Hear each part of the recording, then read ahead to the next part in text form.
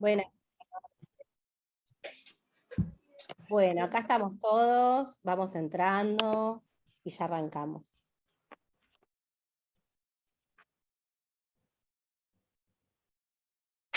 Estamos para arrancar. Bueno, bienvenidos, bienvenides, bienvenidas. Acá estamos con una invitada de Luxe, Evangelina Caro Betelú. Ay, se me... Ahí está, Betelú. No, se me borró toda la pantalla de golpe, pero apareció de nuevo, menos mal. Bueno, voy a presentar a Eva. Voy a explicar un poco por qué estamos acá con ella, por qué se nos ocurrió esto, y bueno, vamos a escuchar a ella. Silvia, hola, la directora de la carrera, Silvia Cano. Hola a todas y todos, con la mayoría estuve hace un ratito, así que nada, vamos a compartir esto del entre también hoy con Evangelina, que hablábamos de lo valioso de estos espacios que nos permiten esta multiplicidad de miradas, ¿no? Con otras disciplinas y desde lo transdisciplinario, diría yo, ¿no? Como pensar el Edipo desde diferentes perspectivas. Así que bueno, hoy tenemos este gusto enorme, Evangelina, de compartir con vos. Gracias, para mí también es un gusto. Bueno, Evi, Silvia, silencia a las personas, ¿podés? ¿Todas?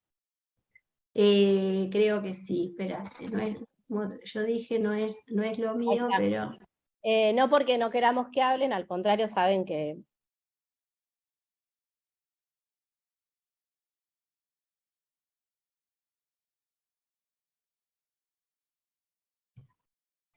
Bueno. Está silenciada Agustina. Sí, Agustina, sacate, desmuteate. Y Evi también, desmuta, vos sacate el... Ahí está. Bueno, saben que nos encanta que participen, después vamos a abrir a preguntas a todos, y mientras tanto, si se les van ocurriendo cosas mientras hablamos con Evi, ustedes pueden usar el chat. Es más, nos gusta, está bueno siempre que pregunten por ahí, porque se va abriendo a nuevas ideas. Es un tema muy, muy, muy atrapante para nosotros. Bueno, voy a presentar a Eva, porque ya de por sí viene de otra disciplina y eso es algo enigmático, ¿no? Bueno, Evangelina Caro Betelú estudió letras en la Universidad Nacional de La Plata y fundó hace más de 20 años el espacio Argos Cultural. Eso lo pueden buscar en las redes, que está Argos, que funciona ahora de manera virtual. Allí da talleres de escritura y literatura. Publicó el libro de cuentos La felicidad es un revólver caliente en el 2014, y varios de sus relatos han sido premiados y publicados en diversas antologías. Este año lanzó el sello editorial Doradas Manzanas, donde se publicó su novela Diagonal. Bueno, Eva, bienvenida. Gracias a vos. Qué lindo tenerte. Bueno, ahora te vamos a escuchar. Yo voy a hacer una introducción que hoy, bueno, como ella viene de las letras, la escribí y la voy a leer, y después vamos a escuchar a esta maravillosa mujer. Bueno, esperen que abra un poquito acá porque... Bueno, hoy nos convoca entonces el Edipo y la construcción de la verdad. ¿Y qué sabemos del Edipo? Un montón de cosas y a la vez nada. Lo edípico es mucho más que mamá y papá. Los analistas hoy trabajamos conceptos más amplios del relato freudiano, y eso nos aliviana. El Edipo y el rizoma, de la sexualidad a las sexualidades, de personas a funciones subjetivantes. En fin, todo eso nos sale muy bien. El Edipo es universal, y todos tenemos prohibido amar a quien nos amó. Y la prohibición es sexual, pero justamente con el objeto primordial amado. Pero qué ridícula esta prohibición. Si aquel que en los primeros estadios infantiles nos salva, nos abraza, nos alimenta, nos convoca, nos nomina, además, después estará prohibido.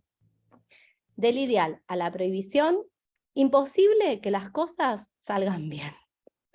O sea, me enseñan a amar a algo o a alguien, o a algunos específicos, y ahora me los prohíben. Qué injusto. Tan desprovisto de todo nace el cachorro humano, que allí nos encontramos con una encrucijada terminante con el otro. Pero, ¿quieren que les complique aún más toda esta cuestión? El amor no ha podido nunca adulterar las clases sociales. Además de todo esto, la sexualidad está ligada a cierto juego de poder. Alguien que ya estaba en el mundo, antes que nosotros lleguemos a él, nos instaura una prohibición. Y no hay plan B. Él corre con ventaja. Sexualidades, placeres prohibidos, juegos de poder, la falta de la falta, la castración, con todo lo que estos significantes significan. Bueno, no se me angustien porque ahora justo no es el momento. Mientras preparaba este relato, yo acá sola en casa me preguntaba, ¿nos enseñan a amar o somos originales en el amor? Lo instituido, aquellas huellas némicas originarias, ¿son fundantes para nuestra decisión amorosa? ¿Y qué es el amor, sino aquello que falta y siempre falta? ¿Qué tiene que ver el amor con la decisión de amar a alguien determinado?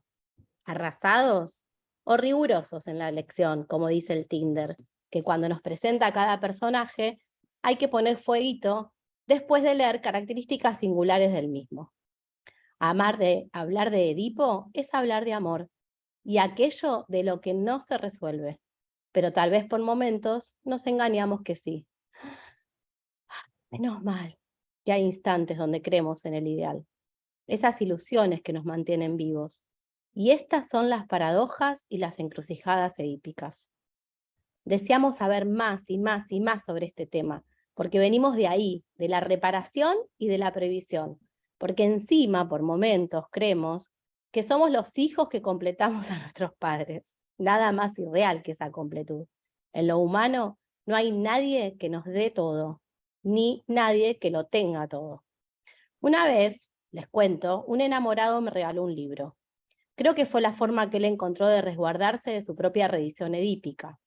El libro marcó mucho mi relación con el romanticismo, obviamente también con él.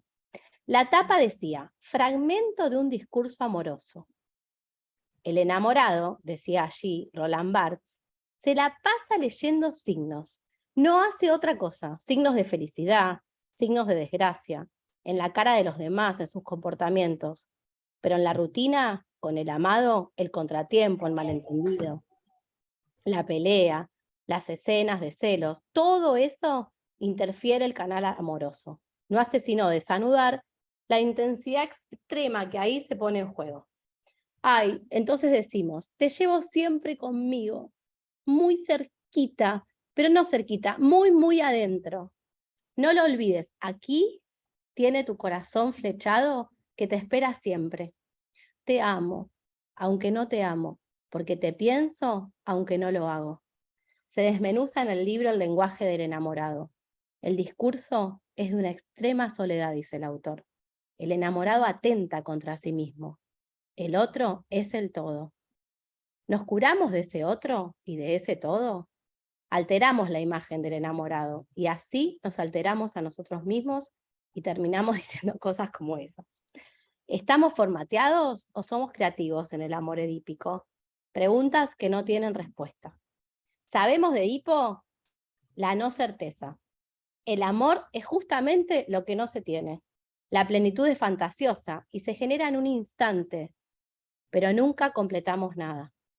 Y en el amor se juega el cuerpo también, ese cuerpo que ya fue amado, ahora siente algo parecido a lo que sintió, y que cree por instantes que volvió a su origen.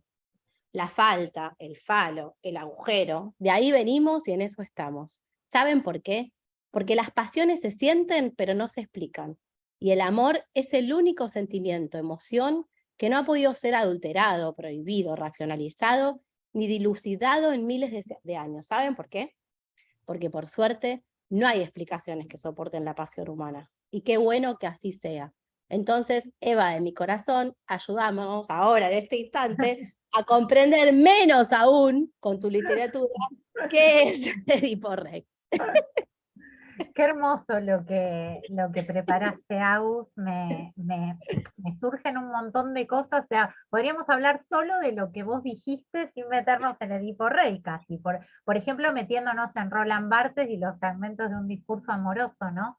Este texto tan lúcido que nos dice que el amor está guionado y que cuando uno dice una frase a su amor, espera una respuesta que ya está prevista. ¿Y qué pasa si esa respuesta no llega? Entonces sentimos que no nos aman.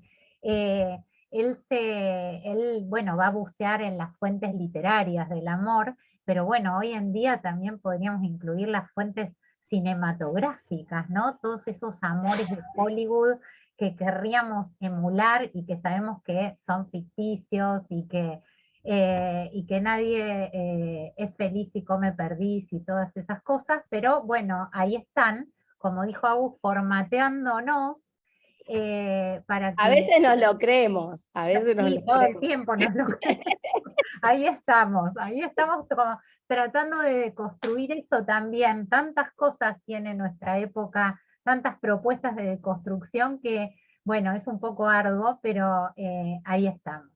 Bueno, cuando Agus me convocó para pensar un poco el Edipo Rey, yo le decía, bueno, pero no el mito de Edipo, ¿eh? Edipo Rey. Y esta es una distinción que quiero hacer porque una cosa es el mito de Edipo, que, bueno, tiene, digamos, un desarrollo amplísimo que va desde el nacimiento de Edipo, la profecía que indica a sus padres que ese bebé que nazca va a matar a su padre y se va a casar con su madre, la entrega de ese niño para que lo maten, y luego hay alguien que lo salva y lo entrega a otros padres, pero cuando él descubre escucha de la profecía, claro, quiere huir de su destino, y entonces se va y en esa huida del destino lo encuentra, ¿sí? Y finalmente termina matando a su padre biológico, aquel que lo había entregado, y casándose con su madre biológica, y cumpliendo la profecía y el destino. Ese es el mito completo de Edipo, por supuesto con la esfinge en el medio, el cruce de caminos y todos los condimentos que ustedes deben conocer. Pero lo que vamos a abordar hoy, de lo que vamos a charlar un poquito, es de la tragedia Edipo Rey, que fue escrita por Sófocles en el siglo V antes del Cristo, el famoso siglo de Pericles, el siglo de oro griego, donde se produjo una expansión de la cultura griega asombrosa que, bueno, ha derivado en digamos, un enriquecimiento de la cultura occidental de la que todavía somos deudores. Edipo Rey es una tragedia, ¿sí? Pero no tragedia en el sentido que nosotros usamos la palabra tragedia coloquialmente. Una tragedia tenía como origen un relato mítico, o sea, tomaba un relato mítico y era una representación, ¿sí? Una representación dramática, una representación teatral con personajes en escena. En su origen, la tragedia era un ritual religioso, ¿sí? Era un baile y un canto religioso que era de alabanza a los dioses para pedirles prosperidad, etc. Luego se incorporan actores, o sea, ese coro inicial se va a dividir y van a empezar a aparecer los actores, y finalmente la tragedia se va a transformar en un espectáculo para los griegos, un espectáculo que no olvida esa fuente mítica, y que se va de alguna manera a manifestar como metáfora de los problemas que eran pertinentes en el momento, los problemas sociales, los problemas políticos, incluso los conflictos bélicos, todo eso va a estar de alguna manera orbitando en las tragedias griegas, que, como ya les digo, la fuente es el mito. Cuando llega Sófocles a escena en el siglo V, él va a proponer una innovación en la tragedia que es fundamental, y es que va a profundizar en la psicología de los personajes. Hasta ese momento los personajes de las tragedias eran de piedra, digamos, ¿sí? No tenían relieve, no tenían interioridad. Sófocles los va a dotar de interioridad y va a decir que el dolor es imposible de evitar y que mediante el dolor el héroe va a generar el autoconocimiento, ¿sí? Expuesto a unas circunstancias dolorosas, el héroe de la tragedia se va a reconocer a sí mismo, ¿sí? Esa es una parte. Todo lo que ya venís diciendo y todo lo que yo dije, cómo estamos amigadas ya, ¿no? El psicoanálisis y la literatura. Sí. Parece Bueno, que estás hablando de alguien que viene a sesión. claro. Seguí. Bueno, Seguí. dejando de lado que me he psicoanalizado muchos años, bueno, no, pero ustedes tengan en cuenta que Freud era un gran lector, tenía una formación literaria muy interesante y de hecho su escritura es prácticamente una escritura literaria. Lacan de igual forma,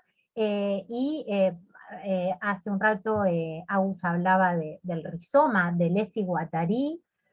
Son filósofos que toman la literatura como una instancia también de su trabajo filosófico. El mismísimo Foucault, de quien vamos a hablar también en un rato, las fuentes de Foucault permanentemente son literarias. Digo, la literatura y la psicología siempre han tenido un vínculo íntimo y han dialogado en las distintas épocas y con los distintos paradigmas, pero siempre el diálogo es permanente entre la psicología, el psicoanálisis, ¿no? y la literatura. Así que ahí estamos en sintonía, ¿no es cierto? En cuanto a la interpretación del Edipo, es importante entender que Edipo Rey comienza en lo que se llama in extremas res, o sea, comienza cuando ya ocurrió todo.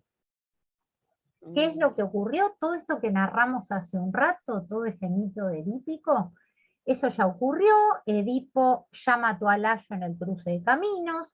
Edipo liberó a Tebas que estaba asolada por la Esfinge, que la Esfinge estaba en la puerta de Tebas y mataba a todos los que quisieran transitar ese camino. Edipo la vence con su astucia, resolviendo un enigma que la Esfinge le plantea.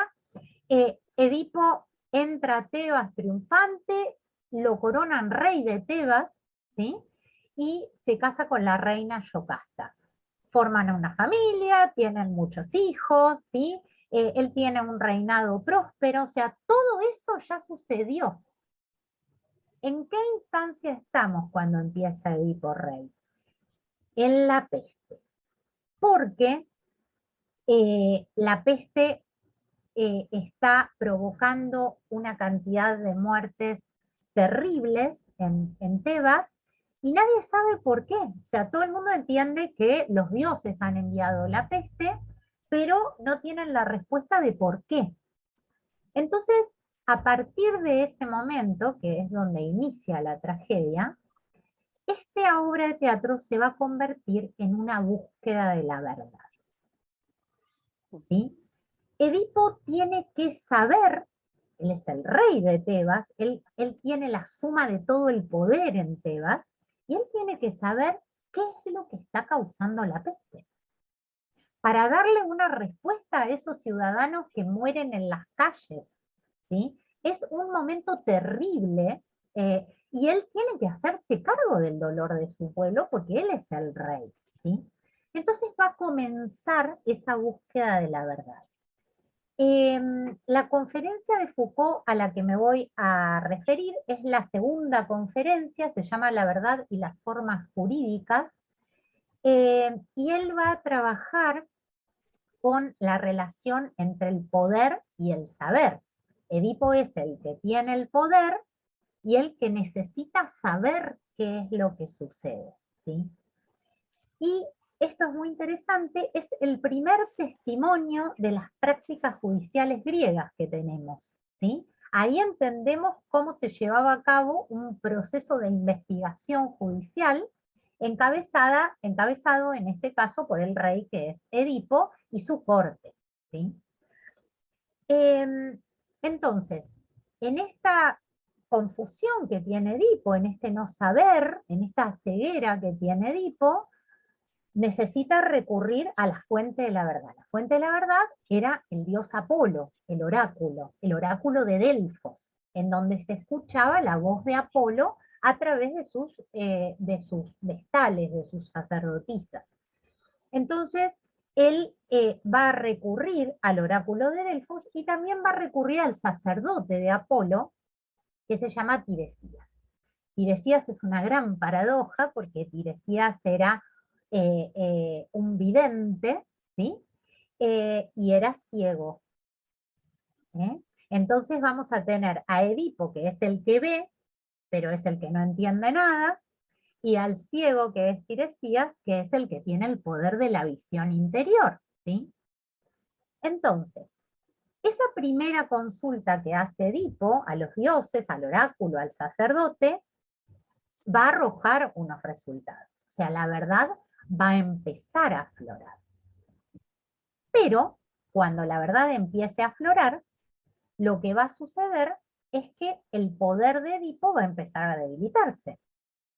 Porque si él es quien mató a su padre y se casó con su madre, él es el causante de la peste, ¿sí? Entonces, bueno, lo de la madre queda como un poco aparte. Por ahora lo que le dicen los dioses es que tiene que castigar el asesinato de Layo, ¿sí? El asesinato del rey anterior, del que era el marido de Yocasta, ¿sí? Entonces él enseguida lo que dice es que condena a muerte al asesino de Layo. O sea, desde un primer momento lo que hace es condenarse a sí mismo, sin saber que es él el quien mató a Layo, ¿sí? A partir de ese momento se va a empezar a socavar el poder de Edipo. Y esta es la tragedia de Sófocles. La tragedia de Sófocles es la tragedia del poder, de quien quiere conservar por todos los medios el poder y, bueno, se empieza a debilitar. Se empieza a debilitar a medida que empieza a darse cuenta de lo que de verdad está sucediendo. Entonces, dice Foucault, la verdad va a ir apareciendo en la obra a través de 3 instancias. La primera es la instancia de los dioses, que es la que dijimos recién, el oráculo de Delfos y Tiresias, el sacerdote de Apolo. Son 2 mitades, cada una va a aportar un fragmento de verdad, esas mitades se van a acoplar y luego se va a pasar a la instancia de los reyes.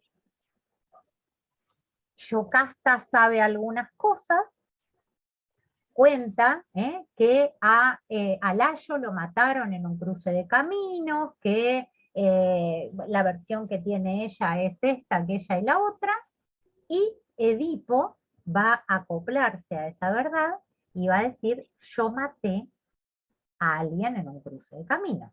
O si no lo dice, lo sabe, ¿sí? Otras 2 mitades que se acoplan. Ya acoplamos la de los dioses, ahora la de los reyes. Y luego vamos a tener la instancia del pueblo.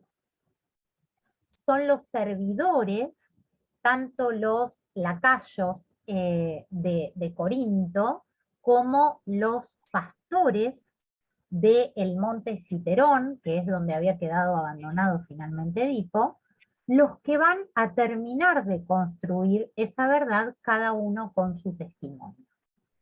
Entonces, en este mecanismo de develación de la verdad, se va a dar esta ley de las mitades. Fíjense qué interesante, porque el saber nunca se construye en solitario. ¿Sí? El saber, la verdad, es una construcción colectiva que implica todas estas instancias, las instancias de los dioses, las profecías, las instancias de los reyes y las instancias de los servidores, el pueblo, que son quienes recuerdan. Ellos recuerdan. Entonces, el recuerdo como constructor de la verdad, la profecía como constructora de la verdad, y todo eso sostenido y acoplado para la revelación. ¿Sí? Entonces, ¿qué dice Foucault? Edipo no es el que no sabe, como pensaba Freud. No es el que olvidó, el hombre del inconsciente, ¿sí? Edipo es el que sabe demasiado. Edipo sabe todo, simplemente que no lo ve, ¿sí? Y une ese saber y ese poder de manera condenable, ¿sí? Porque él no puede sostener el poder. Todo el tiempo piensa que, como diríamos hoy en día, le están serruchando el piso, que su cuñado Creonte, que Tiresias, que todo el mundo está queriendo socavar el poder enorme que tiene Edipo. Edipo sale al patio de su palacio y el pueblo está con laureles, ¿sí? Recibiéndolo, lo adoran, lo aman, ¿sí? Él es no solo es el más poderoso, es el que venció a la Esfinge, es el que los lideró, y ahora se encuentra con esta situación. Por eso, la astucia de Sófocles al ponerle Edipo rey a la obra. No es Edipo el incestuoso, Edipo el ciego, Edipo no sé, el descuidado, ¿sí? Edipo el criminal, no, es Edipo rey, porque lo que se está jugando en esta tragedia es la cuestión del poder. Entonces, Edipo va a ejercer un poder tiránico y solitario, ¿sí? Va a obedecer sus propias leyes. Él dice, bueno, igual van a hacer lo que yo diga que haya que hacer. No se quiere someter, ¿sí?, a las leyes e incluso a la misma sentencia que él dio para el asesino de Layo, ¿sí? No quiere escuchar a los dioses, no quiere escuchar a los siervos en su afán de sostener el poder. En definitiva, dice Foucault, Edipo es el hombre del exceso, ¿sí? Edipo tiene demasiado poder, tiene demasiada familia, porque en su familia todos tienen roles dobles. Sus hijos son sus hermanos, su madre es su esposa, ¿sí? Entonces, ¿cómo es posible todo eso? Es el que tiene demasiado sexo. ¿Cómo vas a tener sexo con tu madre? ¿Sí? Entonces, todo en Edipo es excesivo y en ese exceso se pierde, ¿sí? Por eso que cuando la obra termina y él finalmente tiene que asumir lo que todo el tiempo se le estuvo mostrando ante los ojos, y tiene que asumir que él es el culpable de que los dioses hayan enviado la peste, tiene que, por un lado, encontrar a su mujer que se acaba de suicidar, colgada. Entonces lo que va a hacer es arrancarle los ganchos con los que se ataban los peplos de esos, los vestidos, ¿sí? Y con esos ganchos se va a arrancar los ojos. Porque para lo que, digamos, lo que él termina viendo es demasiado horroroso.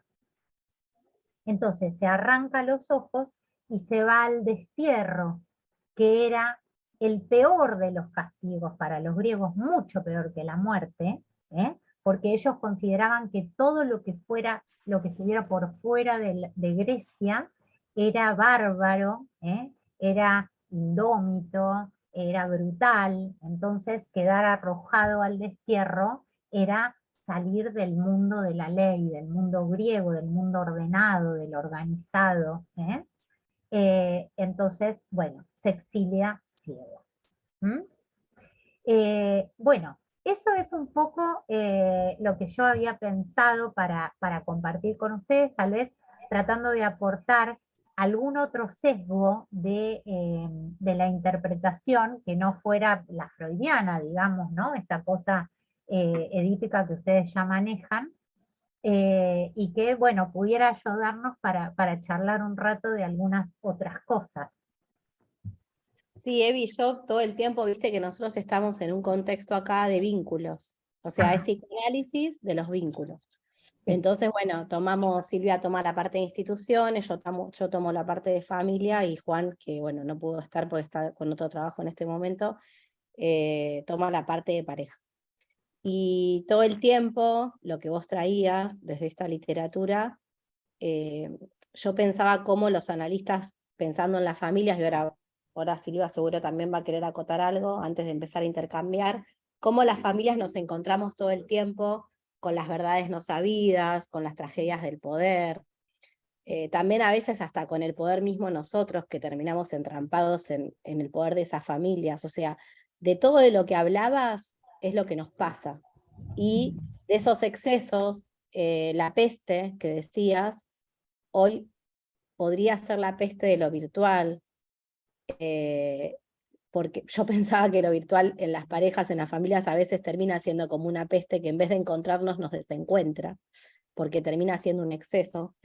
Y también me quedé pensando cuando decías lo de los lugares en los excesos del Edipo, porque muchas veces esas funciones que nosotros decimos los padres, las madres, los hijos, los hermanos, a veces hasta vemos en el psicoanálisis vincular cómo tenemos lugares de gente que ya murió, digamos. Todo eso está totalmente desorganizado en los roles y las funciones. Y llegar hasta ahí, a esas verdades, es un gran trabajo que hacemos, porque los hijos a veces son padres, o los padres son hermanos, o los muertos están vivos, cuando los duelos no están elaborados. Entonces, bueno, parece, de esto estamos hablando, ¿en qué época estamos hablando acá? Siglo V antes de Cristo. Bueno, pareciera que no estamos... Todo cambia para que nada cambie. Por eso, las tragedias, el amor y un poco esto que yo decía al comienzo, nada, no estamos tan alejados de un montón de cosas de las que nosotros padecemos como personas, pero también como analistas, ¿no? Y qué fascinante esto que decís para conocer más y anticipar lo que nos va a pasar, porque nos vamos a meter en todo eso y nuestros cuerpos como analistas se pueden también enfermar, atravesar de mil cuestiones, ¿no? Desde en búsqueda de la verdad.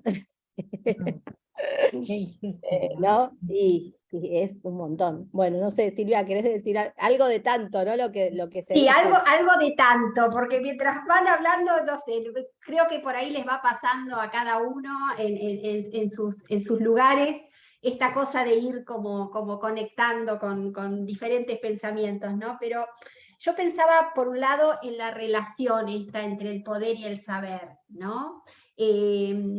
Llamémosle esta complejidad, en este vínculo complejo, llamémosle, ¿no? Y tomaba esto que vos decías ligado a los excesos, y lo relacionaba un poco con esta, a veces, necesidad de certeza, ¿no? De esta relación también compleja entre la certeza y la incertidumbre, ¿no? En relación al saber. Y cuánto en los campos de conocimiento muchas veces necesitamos cierta fijeza que nos otorga una identidad por pertenencia en relación a un lugar de saber que podemos compartir con otros y que nos da cierta seguridad en nuestras prácticas, llamémosle, ¿no? Y entonces, en esta cuestión del exceso de este lugar en relación al saber y al poder, llamémosle, podemos quedarnos atrapados en esa cuestión de no pregunta, ¿no? De esa inercia de, bueno, si saber nos pone en un lugar de pérdida de poder, llamémosle, entonces quedar en este lugar de certeza, ¿no? De decir, bueno, no nos preguntemos más, porque nosotros sabemos, ¿no? Digo, tal vez Edipo en algún momento decía, bueno, hasta acá, como no seguir hilando más cabos, porque en lugar de certeza nos hunde en la no verdad, pero nos da cierto lugar de poder, llamémosle, de sostener el poder, ¿no?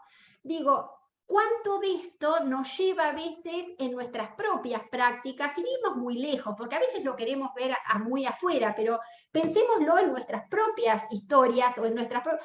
¿Cuántas veces nos da seguridad decir, bueno, con ciertas herramientas puedo pensar mis prácticas y entrar en momentos de crisis donde algo implica interpelar del no saber, de esa búsqueda de una verdad, otra, ¿no? Nos pone en un lugar de incertidumbre que en alguna medida nos incomoda, ¿no? Es una relación incómoda, esta, la del saber y la del poder, y a mí me surge esta cosa de lo valioso de justamente de apuntar a la pregunta, a esto que vos decías de lo colectivo, ¿no? De la verdad como una construcción colectiva. En soledad es muy doloroso, ¿no? Es como este Edipo Y que hasta necesita peligroso, ¿no? Y hasta peligroso. Claro, el destierro, la soledad más absoluta, ¿no? Creo que la posibilidad de esta construcción colectiva nos permite algo así como que en lo fraterno hay algo con otros que nos hace más tolerable la incertidumbre. Y nada, la verdad que a mí me parece que esto que vos nos traés, para mí novedoso, que siempre me parece enriquecedor, esta posibilidad de pensar desde esto, ¿no? Desde la literatura, verlo tan gráfico en esta tragedia, y cómo podemos hacer puente para pensarnos desde los diferentes costados de lo vincular, ¿no? En esta cosa de decir, bueno, en lo familiar, en lo social, en lo epocal, en las líneas del conocimiento, en lo político, ¿no? Digo, esto me parece que le podríamos dar lugar en cada uno de los costados del tiempo. Además, estamos viviendo en un tiempo donde esta relación del saber-poder está como convulsionada, ¿no? Porque estamos en un tiempo de un cambio de paradigma enorme ante muchas circunstancias, y la puja entre el no saber y las pérdidas de poder está como muy sobre la mesa, ¿no? Así que no, me parece que vale que podamos abrir a este intercambio y bueno, y a ver qué podemos construir también en este apuesto a lo colectivo, que en soledad es muy difícil, ¿no? Entonces, a pensar juntos estas tragedias en el hoy, llamémosle, ¿no? Ujú.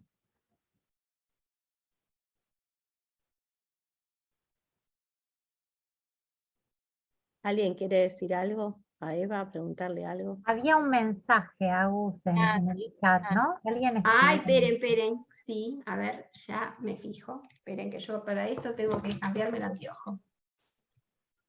A ver.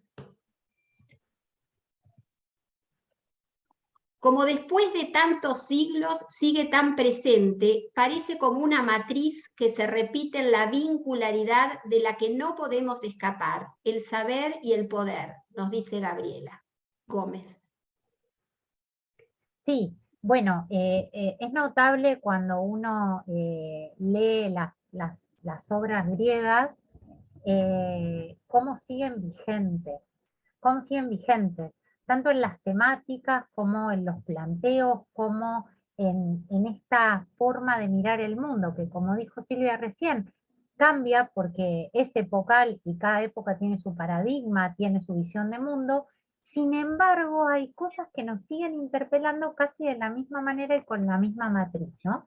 Es notable, evidentemente forman parte, ¿no?, de la psiquis humana, de la forma de vincularnos con los otros y con el mundo que nos rodea. Por eso decimos que es universal el Edipo, digamos, nadie zafa de ahí. Y cuando vemos la tragedia en cualquier aspecto nos atraviesa, nos moviliza, nos angustia. Veamos lo que veamos. Si vamos a ver una obra que es Edipo Rey, algo nos va a pasar y ya.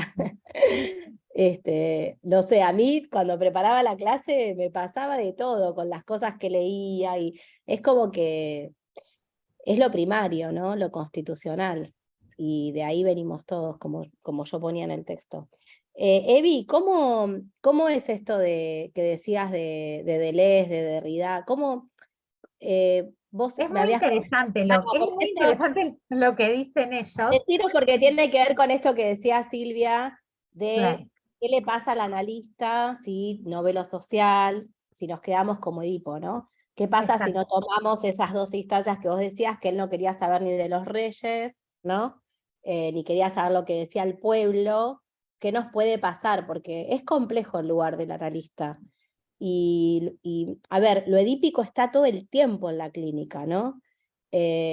¿Cuántas veces, Evi, nos pasa que, y por suerte nos analizamos, que un paciente te remite a lo primario? Entonces ves a tu madre en él, ves a tu padre, y ahí ya se terminó la clínica. Y entonces, Claro. en la clínica vincular, yo por ahí siempre le digo a los chicos, cuando se están bañando y piensan en un paciente, se están involucrando, vayan al análisis, vayan a la supervisión, porque ahí es el final o sea, ahí donde te involucraste ya, y aceptar que nos pasa todo el tiempo esto, porque justamente de inconsciente a inconsciente se nos mete la historia, siempre, la actual y la anterior.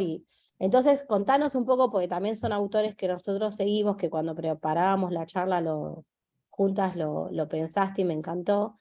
¿Cómo toman ustedes desde la literatura a estas personas que abrieron tanto todo, ¿no? También. Sí, yo les voy a leer el fragmento, porque le decía a Ur, le contaba, bueno, porque Foucault dice que Deleuze y Guattari dicen, y ya dije, ya llegué a la instancia del engendro, porque yo traduciendo lo que Foucault dice, que Deleuze dice, era como, entonces es un fragmento muy breve, pero se los voy a leer y sobre todo porque yo no tengo esta expertise, así que dice, Deleuze y Guattari intentaron mostrar que el triángulo edípico, padre, madre, hijo, no revela una verdad atemporal y tampoco una verdad profundamente histórica de nuestro deseo. Intentaron poner de relieve que ese famoso triángulo edípico constituye para los analistas que lo manipulan en el interior de la cura una cierta manera de contar el deseo, de garantizar que el deseo no termine invistiéndose, difundiéndose en el mundo que nos circunda, el mundo histórico, que el deseo permanezca en el seno de la familia y se desenvuelva como un pequeño drama casi burgués entre el padre, la madre y el hijo. Edipo no sería, pues, una verdad de naturaleza, sino un instrumento de limitación y coacción que los psicoanalistas a partir de Freud utilizan para contar el deseo y hacerlo entrar en una estructura familiar que nuestra sociedad definió en determinado momento.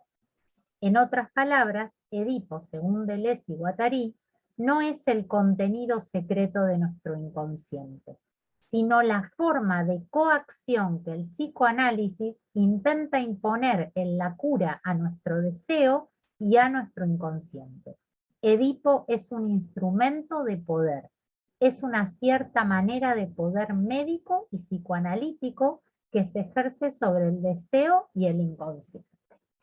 Yo no, yo soy el mensajero, ¿eh? A mí no me Nosotros pongan. damos altas nosotros. Soltamos a los pacientes. No nos aprovechamos de la Por transferencia. eso lo leo, Perfecto. ¿viste? Para no hacerme cargo de nada, porque... Aparte hemos sacado una conclusión con Eva también, que tenemos nuestro Edipo resuelto. Así que, Pensemos que Deleuze y Guattari son escritores del antiedipo, ¿no? Entonces, de alguna manera son quienes plantean la deconstrucción del Edipo, ¿no? Claro. Y de alguna manera con esto no queremos decir entonces que el Edipo en el marco del psicoanálisis es una ficción inútil. No, es una ficción de enorme potencia en el campo de la subjetividad. Lo que tal vez Deleuze y Guattari nos vienen a traer es que no es la única, y ellos pueden pensar o abrir a pensar el deseo no solamente como máquina de el deseo no solamente en términos de falta, sino en términos de máquina deseante. Con lo cual van más allá de lo edípico. Es como decir, el deseo se constituye en lo edípico pero la subjetividad lo expande, ¿no? La posibilidad de que podemos ir más allá del Edipo. Un más allá del Edipo tiene que ver con estas máquinas deseantes de las que habla Foucault y Guattari. Que Perdón, podemos Silvia, pensar... pero me Sí. hacías acordar, agrego esto, que Rodulfo lo liga, por ejemplo, a la pantalla, a los docentes de la escuela. Hay un libro de él que me encanta, Andamios del psicoanálisis, y ahí va más allá del Edipo tomando también estos autores, ¿no? Pero obviamente que salimos de esa... Lo que pasa también me parece que lo que ellos quieren decir, que hay riesgos en ese poder que termina teniendo el analista, ¿no? Del que tenemos que ser cuidadosos. Porque bueno, el amor es la transferencia, y imagínate en una familia o en una institución todo lo que se juega, ¿no? A nivel vincular de esos amores. Vieron que estar en ese lugar implica estar en juegos de poder permanentes. Decile Agustina que me engañaste, esto nos pasa todo el tiempo en la clínica, ¿no? Y uno ahí se hace piel de eso, y hay que saber manejarlo también en lo vincular. Todo es imprevisible en una entrevista familiar o de pareja, ¿no? Y en las instituciones pasa lo mismo. Perdón, Silvia, quería agregar esto de la pantalla, el docente, el más allá, ¿no? Por ahí pensaba, Agustina, que van resonando, un poco para escucharlos y compartir desde un diálogo esto, ¿no? Que, no sé, invitar a participar, nada, desmuteándose y algún comentario que hace que de algún modo vamos creando este diálogo, ¿no? Este espacio, Evangelina, la idea son diálogos, ¿no? Diálogos de lo vincular. Sí. Así que, y a veces, la verdad que, porque creo que nos sigue pasando a todos, que donde hay invitación al diálogo, uno espera que haya un otro que esté, que se ponga de alguna manera la cuestión de ser el disertante. Pero bueno, como vamos un poco queriendo cambiar en este paradigma más horizontal en los encuentros, apuntamos a los diálogos, ¿no? Así que sabemos que cuesta, pero me parece que nos animemos hasta aún a los silencios. A veces se hacen unos cachitos de silencio y bueno, están buenos, los dejamos. Bien.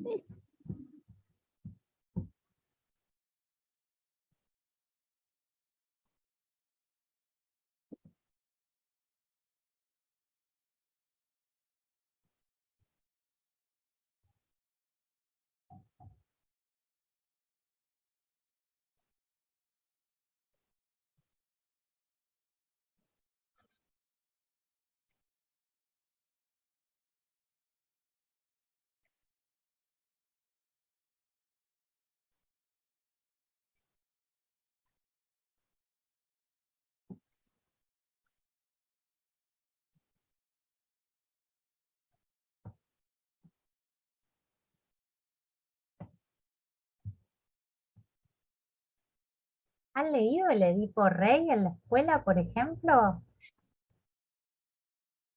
¿Lo recordaban así? Como una indagación de la verdad. No.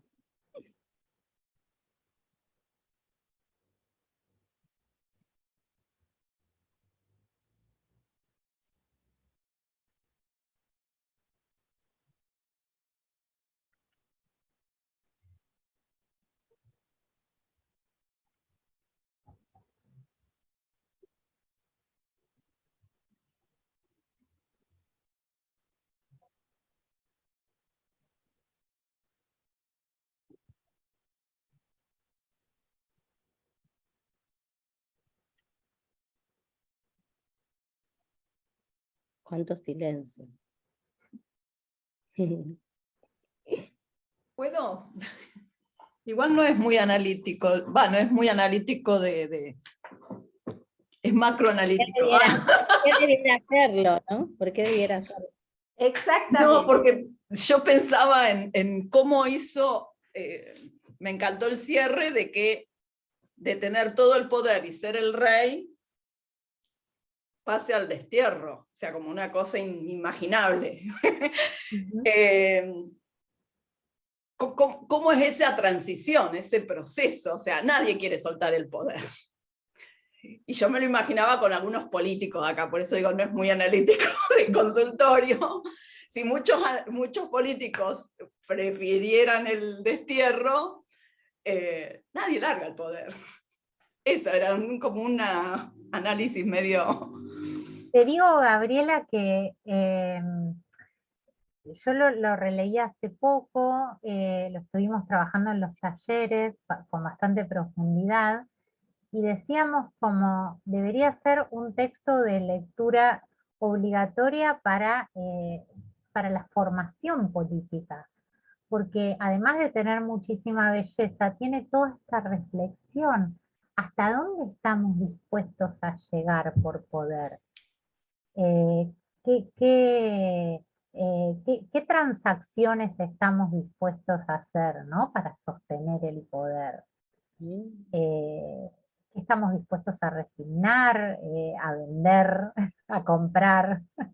Es muy interesante desde ese punto de vista.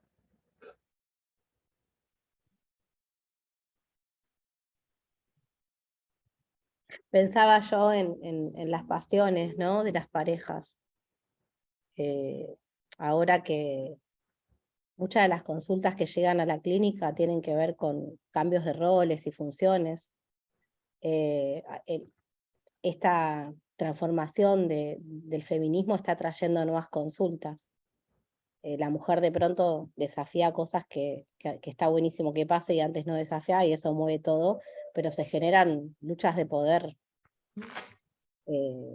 Porque el que lo tiene, esto que nos decía Gabriela, si uno lo piensa desde lo familiar, el que tiene el poder cree que es eterno, y como el poder es ficcional, en un punto lo termina perdiendo. No sé cómo sería en el Edipo ese juego de poder en el recorrido del texto que vos hiciste, pero se ve lo ficcional también en eso.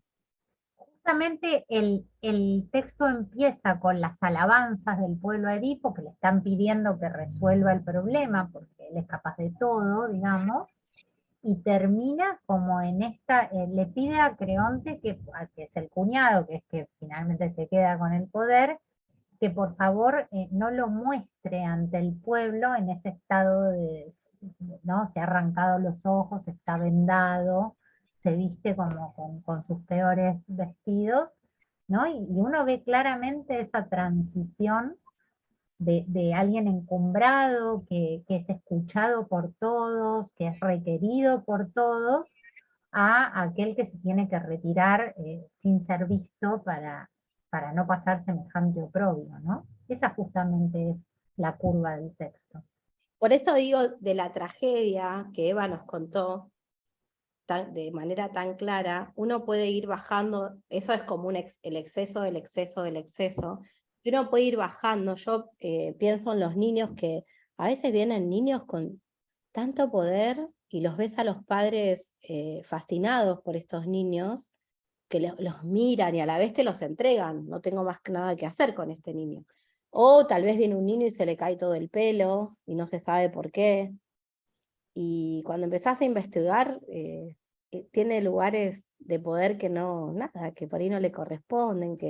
Entonces, el Edipo Rey nos enseña también esto que vos trajiste, todo lo que puede pasar con los excesos y esa transformación que se va haciendo, ¿no? De cómo empieza a cómo termina. Es como un extremo, ¿no? Ese final es como muy trágico. Evi, yo te quería un poco... Sí, perdón. No.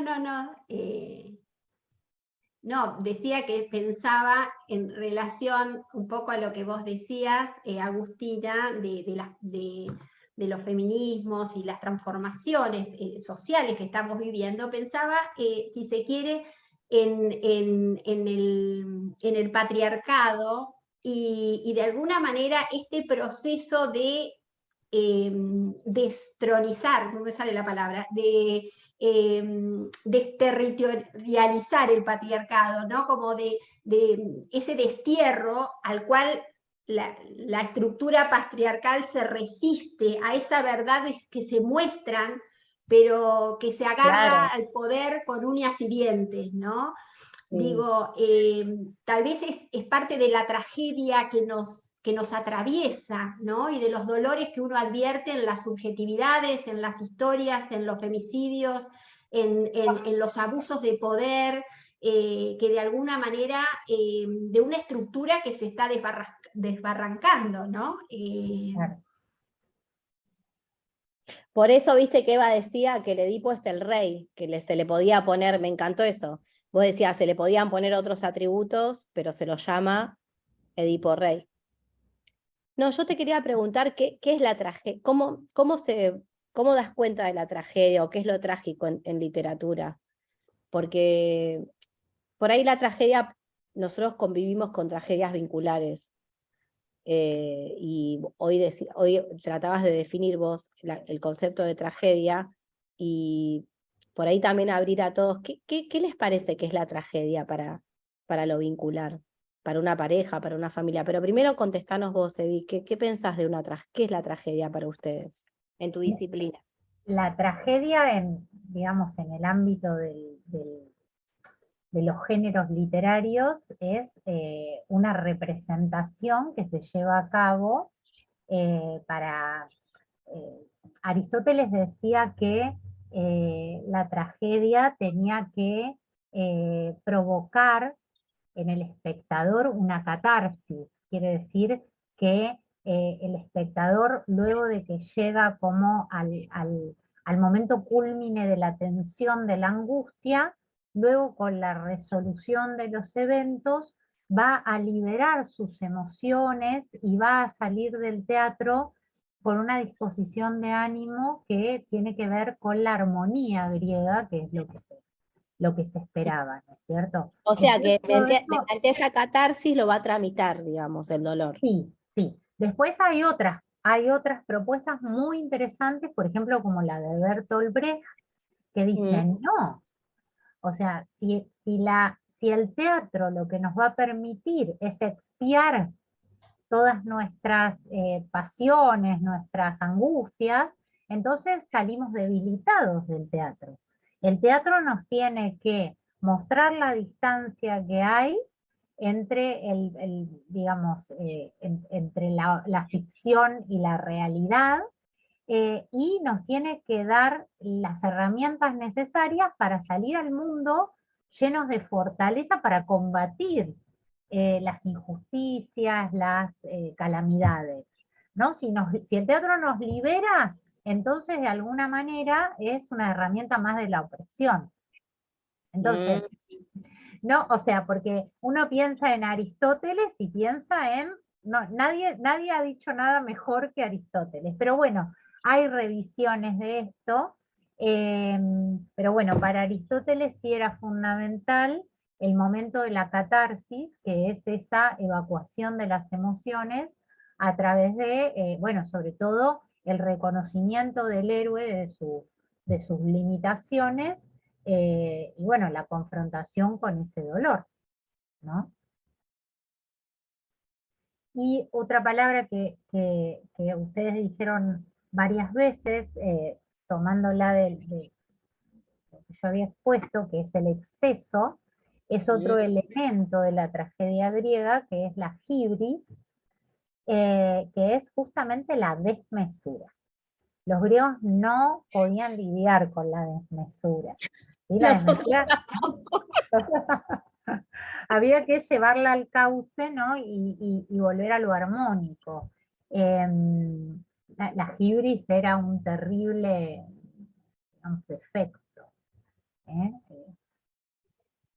Así que bueno. ¿Sabes, Eva? Mientras vos vas hablando, yo voy pensando en un autor, un institucionalista argentino que es Fernando Ulloa, y Fernando Ulloa trabaja un concepto que es, entre varios, ¿no? Uno en relación a, dice él, como poder mirar, en relación él habla de poder escenificar esas tragedias que se producen en las instituciones, ¿no? Para poder pensar las problemáticas institucionales. y él habla de un lugar de facilidad relativa, dice, cuando es posible salir del escenario para poder mirar desde un lugar privilegiado, como de alguna manera nos pasa como espectadores de una obra en la cual podemos meternos en la escena estando desde afuera, ¿no? Nos metemos en esa historia, pero la podemos mirar desde un lugar en el que no estamos adentro, Claro, ¿no? claro. Y en alguna medida él toma este concepto, esto de este lugar de facilidad relativa para poder trabajar las encerronas institucionales. Él tiene un concepto que es encerrona trágica en las instituciones, cuando es quedar tomado por una situación de violencia institucional de la cual está naturalizada y no es posible salir de ella si no es pudiendo pensarla desde afuera, ¿no? Y en la posibilidad de poder pensarla con otros. Tomo esto de estas encerronas porque estas encerronas institucionales y esta encerrona trágica, él lo toma de la tragedia, justamente Claro. dice algo así, como poder salir del escenario y poder pensar con otros y construir un relato que nos diferencie de esa tragedia que desde el escenario no es posible, si no es la posibilidad de salir a pensar con otros en algún espacio. Él crea un dispositivo de comunidad clínica, por ejemplo, para pensar la complejidad de las instituciones, saliéndose de ese territorio donde está naturalizada la tragedia, ¿no? Y poder visualizar algo de esto para poder pensarlo, ponerle un nuevo relato, poder poner palabras, ¿no?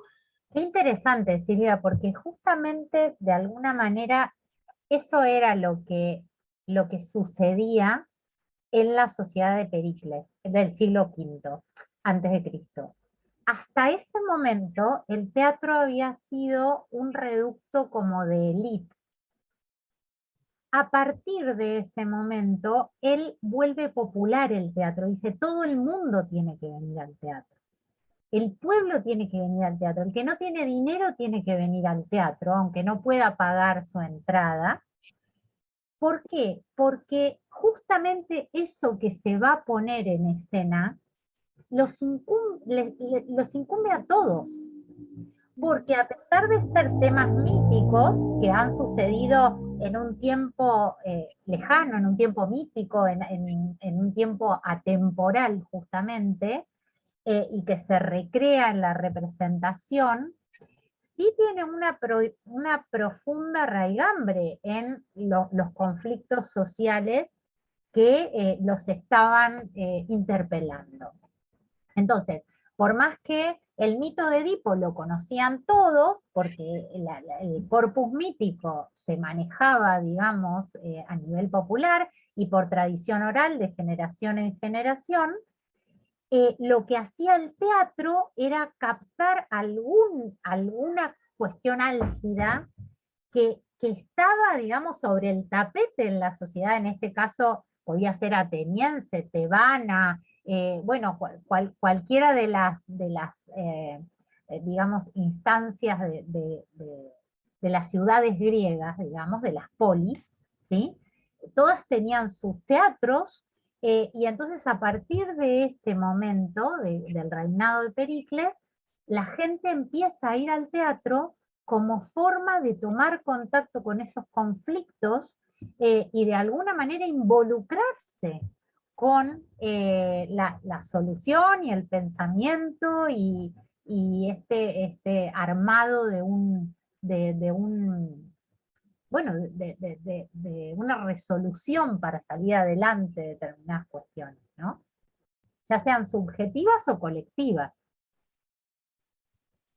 Ay, qué linda cómo explica.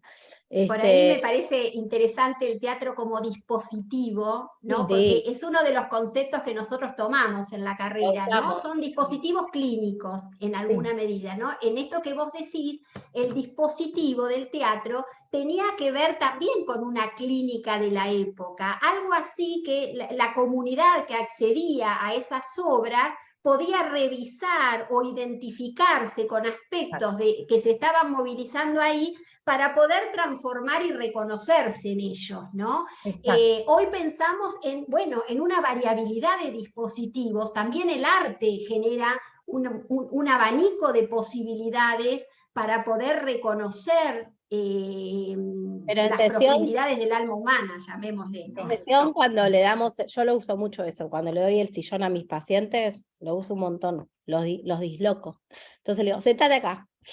Y me encanta trabajar con el psicodrama y esto de pertenecer, cuando una cosa se traba, vos con una escena psicodramática movés cosas impensadas.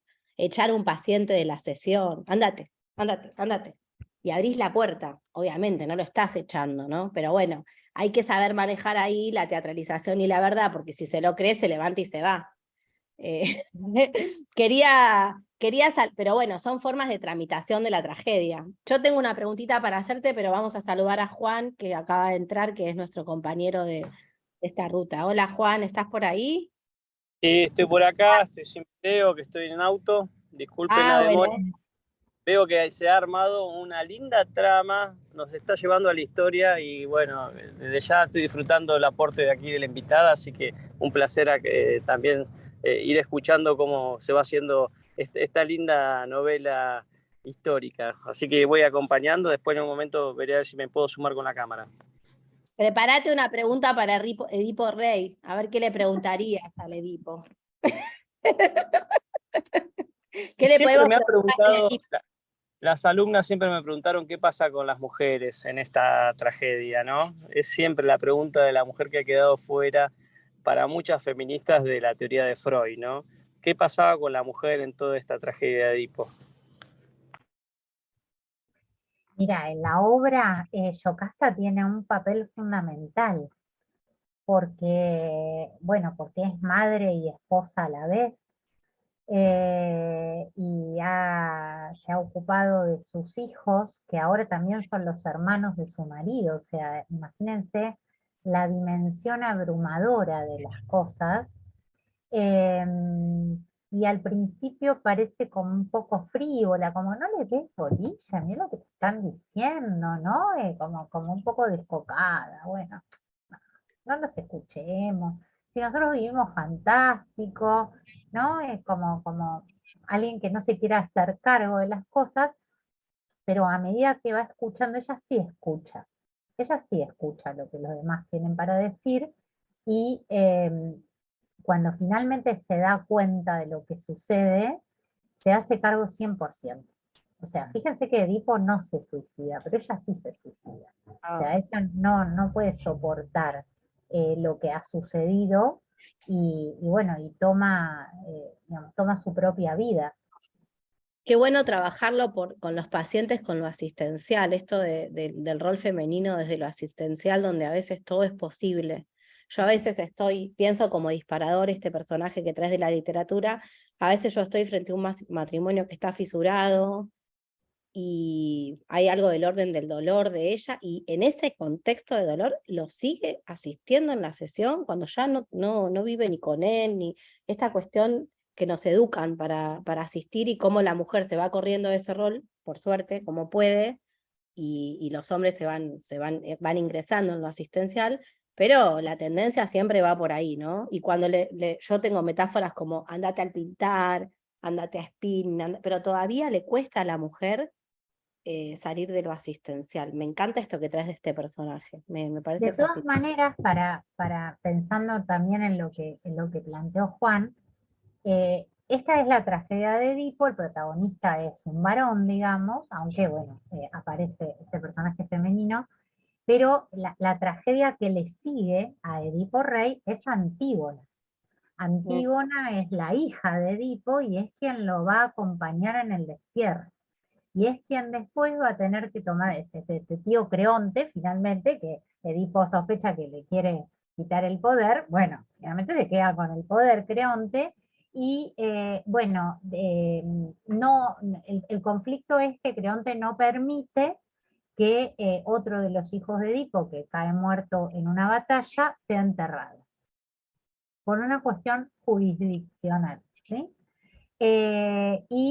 Antígona se debate entre hacerle caso al tío, que es la ley, y darle una sepultura como corresponde, como dicen los dioses, bueno, ese es el conflicto de ella, si seguir la ley de los hombres o la ley de los dioses, y enterrar a su hermano como corresponde. Además de haber acompañado en todo el destierro a su padre, ella termina siendo el lazarillo de Edipo, con lo cual es una mujer central dentro de la obra de Sófocles, y ahí vamos a ver, digamos, todo un despliegue también de lo femenino muy interesante.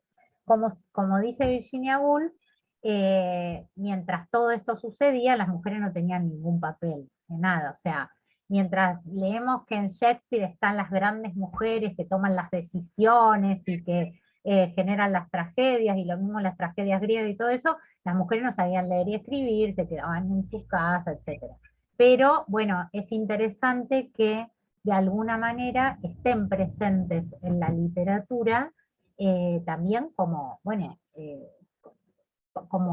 como estos hombres que escribían los textos, que escribían las tragedias, veían a las mujeres, ¿no? Aunque Claro. sea en el ámbito de la fantasía.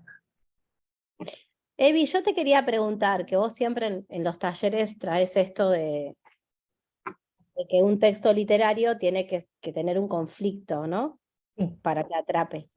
En esta tragedia, porque nosotros, bueno, habitamos conflictos, ¿no? Subjetivos, digamos, ¿no? Como analistas. En esta tragedia, ¿cómo es el recorrido del conflicto? ¿Cuál es digamos, para vos, cuál es su máximo esplendor y cómo se resuelve? Como para pensar un poco desde nuestras prácticas también esto, ¿no? El conflicto es que Edipo ignore qué es lo que está sucediendo, porque él mismo tratando de evitar un destino, lo ha encontrado. Pero él desconoce eso de alguna manera, o no lo asume, y entonces, bueno, vive de manera incestuosa con su madre, ha engendrado hijos con ella y además ha asesinado a su padre, ¿sí? Entonces, bueno, lo externo que son los dioses son los que mandan la peste, ¿no? Pero la peste es una especie de prueba, de síntoma de lo que, digamos, de lo que se está pudriendo ahí, que es toda esa cuestión monstruosa que tiene Edipo en su propio hogar, en su propio lecho, ¿no? Y bueno, la resolución justamente va a ser como dice Foucault, este acoplamiento de las mitades que va develando una verdad, que es la verdad que él no quiere ver, y que termina teniendo que asumir ante todos, y perdiendo su poder, y en el mayor oprobio que a uno se le pueda ocurrir, ¿no es cierto? Y además asumiendo el dolor de ver a su mujer ahorcada. Nosotros diríamos que la castración te lleva a la cura. Ahí no te puedo Una colaborar. profunda castración simbólica. Y sí, bajate de donde estás y aceptá la realidad. Yo pensaba lo mismo, ¿no? ¿no? Los procesos de vida, muerte, vida, ¿no? A veces hay que morir a ciertas cosas para que nazcan otras verdades, ¿no? Y qué doloroso que es eso. Cómo duele.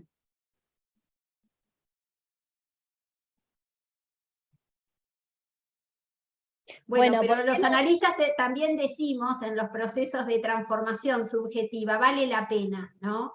Vale la pena trabajar esa salida de la ceguera para poder ver tal vez lo que no queremos ver, lo que no nos gusta ver, pero para poder transformar esa realidad subjetiva en otra, ¿no? Es pegar ese salto subjetivo y no quedar entrampados en una realidad que creamos y donde en algún momento hay que construir otras verdades, ¿no? Otra salida, ¿no? Y creo que cada crisis vital, en parte, es una salida de Edipo, ¿no? Es algo se pierde, ¿no? Y algo se transforma y algo nuevo nace, ¿no? vayan pensando que ya estamos, nos queda poquitito. Yo Sí, quiero, nos queda poquito, quiero exactamente. introducir 15 una minutos. cosa, si me permitís, Silvia, que es, esto Eva no lo sabe, pero lo tengo acá, que es la novela de ella, Diagonal. Diagonal, también la tengo. ¿Eh? También la tengo. La acaba de sacar hace nada. ¿Cuánto hace, Evi? ¿15 días? 15 días, sí. Bueno, ella a mí me acompañó el finde, porque bueno, fui a la presentación del libro y la leí todo el finde, el domingo de lluvia, el sábado con el fuego en el campo. ¿Cómo podría ella? Porque bueno, no nos adelantes nada, pero le pasan cosas con un amor. ¿Cómo relacionarías a ella con lo edípico? No te esperabas esto, pero En el berenjenal que te mete. adelantanos un Agustina, me poquito. encanta. Adelantanos un Les poquito adelanto, les adelanto un poco. de qué Bueno, sufre ella. No, yo sé que ella lo puede decir, de qué sufre ella, porque todos sufrimos más o menos de lo mismo, pero es muy, nada, te va llevando, ¿no? Es una platense que te va llevando, pero le pasan cosas también con lo edípico. sí. Ella se llama Margarita. Poquito contanos, porque Sí, ella se llama Margarita. Y tiene un problema y es que no entiende, o sea, creyó que se sabía todo de todos y de pronto se va dando cuenta que no entendió nada. Pero sobre todo la conflictúa muchísimo que un padre que ha estado ausente toda su infancia, directamente desapareció del mapa. ahí está lo edípico. Ella fue criada por su madre, como en una familia de dos, como súper, súper armoniosa y con un montón de virtudes, aunque no económicas, pero sí de todas las otras. Bueno, de pronto ese padre se aparece y quiere contarle algo. Y ella no quiere escuchar lo que el padre tiene para contar, porque ella dice, el relato es el relato de mi mamá, yo no quiero que vos me agregues nada. Bueno, y ahí está como con eso y con lo que ella misma ha tratado de armar en su vida y se da cuenta como que se puede derrumbar fácilmente y bueno, ahí va Margarita, pobrecita. Su elección que hizo también, sin contar, ¿dónde la podemos buscar esta novela? ¿Dónde la encontramos? En La Plata está en la librería La Normal y en la librería Cuarto Propio, y en Citibel está en la librería Patio Interno, y también si quieren buscarlo en el Instagram de la editorial que se llama Doradas Manzanas, editorial Doradas Manzanas, ahí hay venta online también, así que bueno, cualquiera de esas. Bueno, lo edípico que siempre nos atraviesa, ¿no? Porque el padre irrumpe, pero es el padre, ¿no? Ese otro que, bueno, que está ahí y nos genera cosas, y que nunca nunca es perfecto ese encuentro, como yo decía hoy en lo que escribimos. Es re fuerte escuchar el Edipo Rey que trajiste, es como un montón, pero no es tan distinto a lo que nos pasa. Entonces, bueno, la verdad que como que me pareció que era mucho mientras hablabas, pero es tal cual, qué difícil, ¿no? Que es, qué complejo, que es. Sí, A ver, Carlos. Carlos, ¿que Hola, querías decir Carlos. algo? Acá el grupo parlanchín, que hable. ¿Cómo estás? Si a vos te sorprendía cuando estaba hablando de la tragedia, decía relato mítico y representación dramática. Parecía que estaba hablando de una sesión. Qué bueno. Y particularmente me interesaba cuando arrancaba esto de cierto formateo y después los guiones, ¿no? En definitiva es lo que nos encontramos. Y es que por ahí las personas que acuden, por ahí se encuentran con esto mismo. En un principio se pueden dar cuenta de algo, de buena parte, de nada, pero en eso estamos trabajando, no para dirigirlos, pero sí por ahí para que vayan encontrando que este acontecimiento de la verdad lo puedan resolver conforme a su deseo, digamos.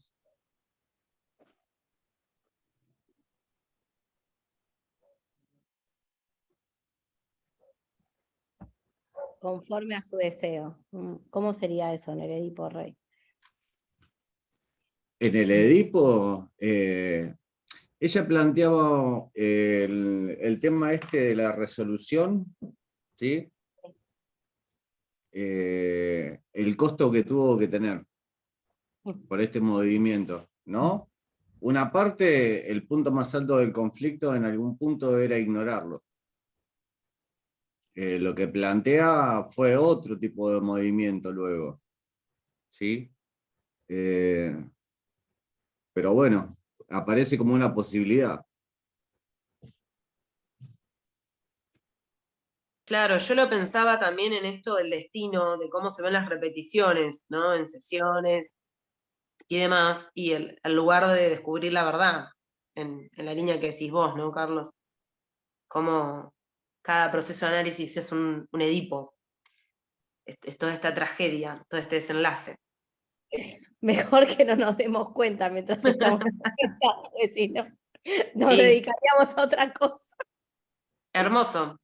La verdad que a mí me encantó todo este lado más social y político, toda esta otra lectura que al menos yo no lo recuerdo haber visto así en el colegio. Era más quizás del lado del teatro griego, la catarsis, como un lugar más de educación, ¿no? Como de adoctrinamiento, pero no lo había dimensionado de esta manera. Y pensarlo en nuestras prácticas también. Todo este lugar de la tragedia, las micro tragedias, está buenísimo. La verdad que muy, muy lindo aporte.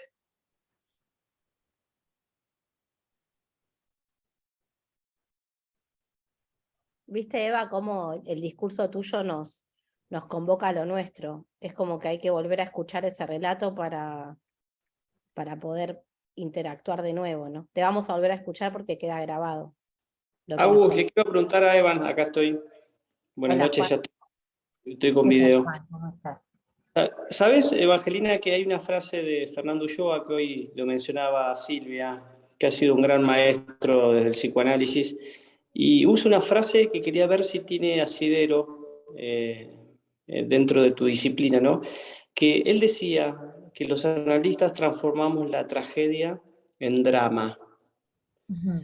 Esto es algo que por ahí en la escritura sucede, uno va oscilando, como hoy decía Agus, de que parte de un conflicto y por momentos convierte el drama y los conduce a la tragedia. ¿Hay alguna diferencia técnica que nos puedas como dar alguna señal de que estamos entrando en el drama? ¿Cuándo es drama y cuándo es tragedia sería? No, lo que pasa es que pertenece como a clasificaciones que no son equiparables. En realidad, la tragedia estaría como en el mismo, literariamente estoy hablando, según Aristóteles, ¿no? Está la tragedia y la comedia, ¿sí? Drama es el género dramático. Drama es sinónimo de teatro para la literatura, ¿sí? Entonces, yo no puedo opinar, digamos, de cómo estás usando vos el término, o lo usa Ulloa, la transición del drama a la tragedia, porque evidentemente le está cargando las palabras con otro sentido que no es el específico de la jerga literaria, digamos. Pertenecen como a categorías distintas los términos. Sabés que, Eva, tomando lo que dice Juan, a ver si lo podemos pensar en este llamémosle, entre el psicoanálisis y lo literario, y cómo esto pensaba en esto que decía de la tragedia al drama. Creo que Ulloa lo plantea en términos de puesta en escena. Cuando se puede poner en escena una situación, llamémosle en nuestro campo conflictiva, es posible apropiarse de ese conflicto y elaborar o producir algo diferente a partir de eso.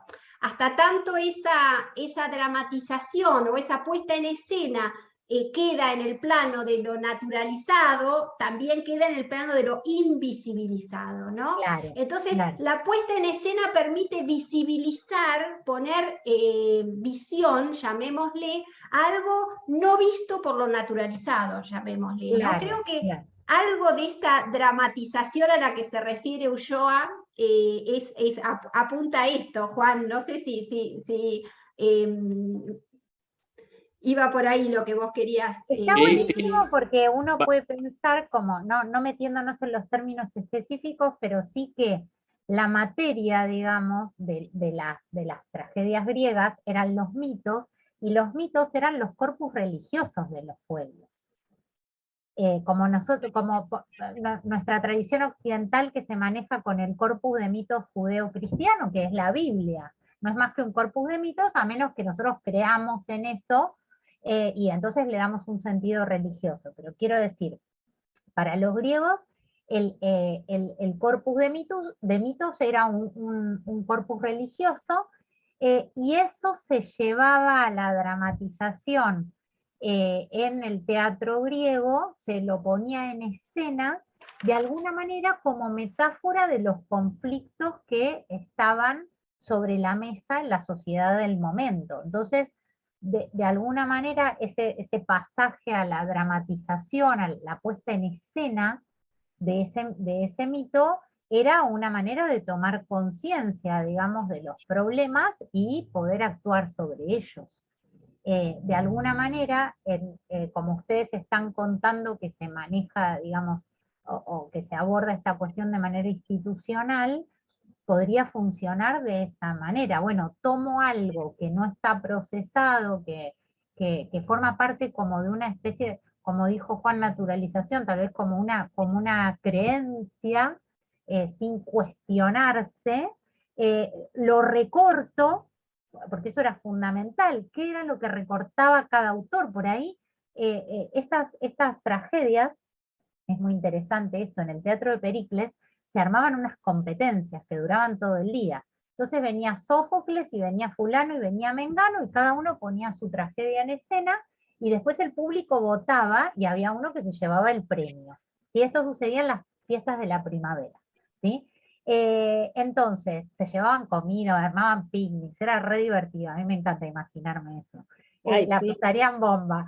Los griegos que siempre la pasaron bomba porque son expertos en eso. Entonces, digo, una vez que se recortaba el fragmento del mito, cada autor optaba por determinado recorte, determinada configuración interna de los personajes, se armaban los diálogos, ¿no? Entonces, la representación que hacía un autor del mito de Edipo Rey no iba a ser del mito de Edipo, no iba a ser el mismo que hacía Sófocles.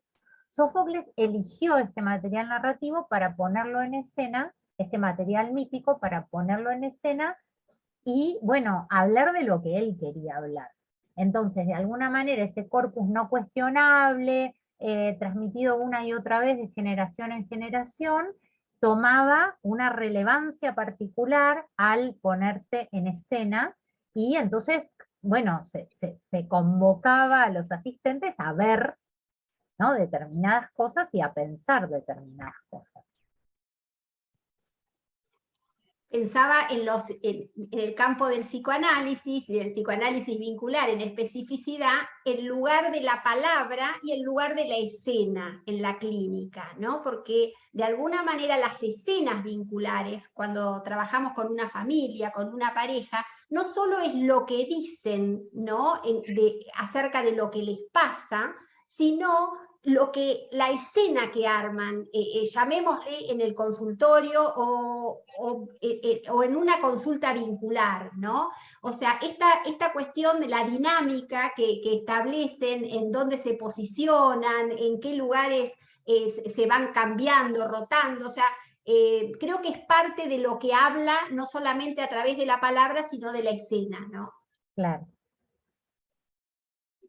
Bueno, estamos en tiempo, porque voló. Nada, Eva, no soy muy objetiva porque me encanta escucharte. Sos una persona especial en la literatura. Y nada, si quieren chusmear Argos, no se lo pierdan. Eva, nada, mueve almas que escriben, que leen, y la verdad que estas tragedias del amor, la literatura las hace más tolerables, ¿no? cuando uno no está bien, tomar un libro, escribir un texto.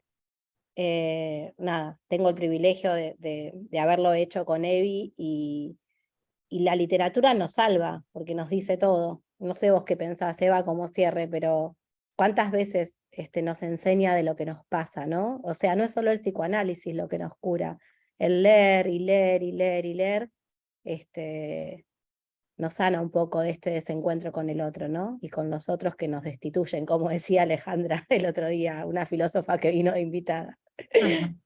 Bueno, Evi, no sé, cerrá un poco con esto y te damos la palabra y te damos el gracias también, Pensaba ¿no? un poco en lo que decía Noelia, esto de, bueno, cuando yo lo leí en el secundario, no sé, pensábamos en la catarsis, en la historia del teatro griego, y yo pienso cómo se desperdician oportunidades en una edad en la que, bueno, está todo el entusiasmo de la juventud, ¿no? Para transmitir la pasión por la literatura, porque eso siempre primero tiene que estar en uno para poder transmitirlo después.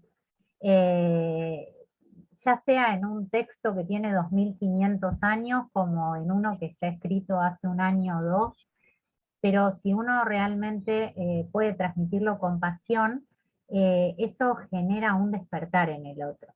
Y me parece que, bueno, tanto la literatura como la escritura son herramientas del despertar, nos permiten tener distintas visiones de mundo, ponernos en los puntos de vista de los que no piensan igual que nosotros, ¿no? Descubrir desde los ojos de los personajes, o los argumentos que les tenemos que armar a los personajes para que piensen como piensan, en el caso de la escritura, ¿no? Y además son, tanto la escritura como la literatura, son herramientas de autoconocimiento, que no podemos tener mucha aspiración de conocer a los otros, porque ahí, bueno, los otros son los otros, pero por lo menos tratar de ir conociéndonos a nosotros mismos. El arte siempre habilita esa mirada interior, esa sensibilidad, y además la exploración a través de la escritura, que es la palabra, que es lo que nos conforma, bueno, nos da otra posibilidad más. Así que bueno, muy agradecida de que hayamos participado todos de este encuentro, de que podamos haber intercambiado algunas cosas que sean enriquecedoras para todos. Yo me voy también muy enriquecida con todo lo que escuché y bueno, y estoy muy agradecida. Así que bueno. Eso. Bueno, vamos todos a descansar, un lujo, Eva. Lo vamos Un a volver, lujo. yo lo voy a volver a escuchar para volver a pensar en las familias.